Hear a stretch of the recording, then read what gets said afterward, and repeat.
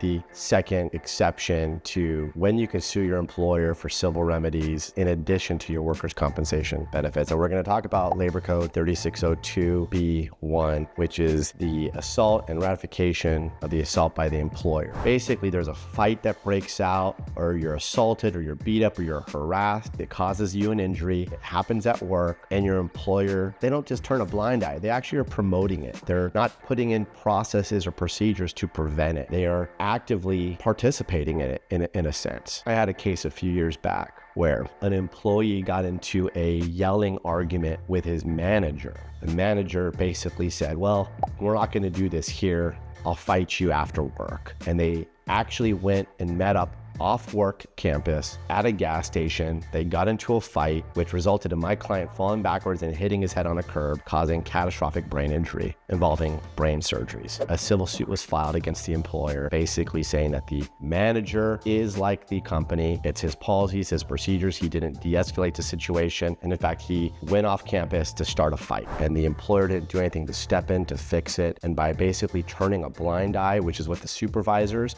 and the other managers did, in this instance, they became liable. And so the company ended up having to pay a lot of money to support this employee for the rest of his life with his family. On the next video, we'll talk about the third thing, the dual hats role, and we'll talk about that next.